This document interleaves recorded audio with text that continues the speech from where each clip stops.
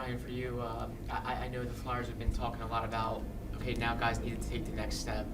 I think you're coming off probably the best year of your career as an NHLer. In your minds, what's the next step for you? Yeah, just continue to build on that. I think I'm in a similar position as this team is.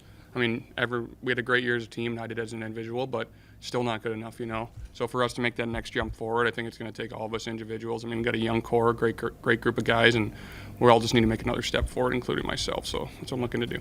How was your summer with training? Can you walk us through what you did? Yeah, it was good. I spent my summers in Minnesota, so a lot of good skates there, and then just off-season work, having Dan and Derek send me workouts. I think it's nice to stay close with your strength guys, and then coming here early, obviously, get 3-4 weeks to kind of settle in, not just get situated away from the rink, but on the ice, playing with the guys, doing the workouts here. So it's good. You got to move up the lineup a little bit last season.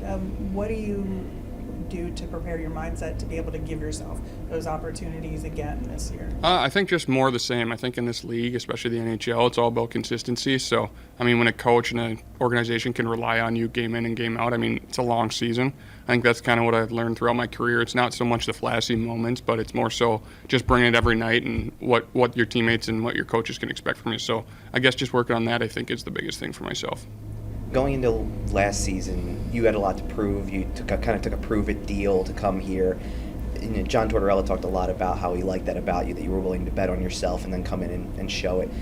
Now you've earned a new contract, and that's all kind of ironed out for you. So how is the approach different for you maybe this season as compared to last one? Yeah, I think honestly the biggest change I've seen is just in the summer. I mean, usually in the summer you're kind of worried about, hey, where am I going to play? Where am I going to have? So for me, it was kind of nice just to focus on the hockey aspect of it. So having a good summer like that, and then on top of it, just I think not taking it for granted. I mean, knowing what it's like to kind of work how you have to work for contracts. So for me to just not take this for granted and just keep moving forward, I think is the biggest thing.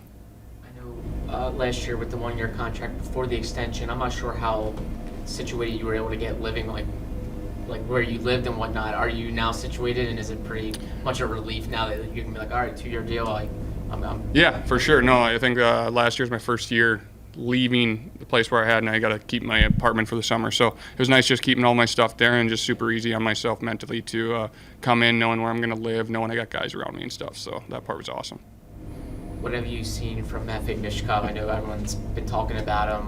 What have you seen from him? Yeah, I know he's a great player. He brings a lot of skill to this team, and I know that that's something that we need. So I think he's going to be a big help there. But personally, I haven't seen a lot just because I've only scrimmaged with him once. I mean, when you're on different teams and stuff, you're always moving. But from the clips I've seen, and he's a great player. But even off the ice, I think he's a young guy coming over from Russia. It's got to be tough. So, I mean, any way that you can help him and talking to him, I think he seems like a great kid, and he's always got a smile on his face, so that's good.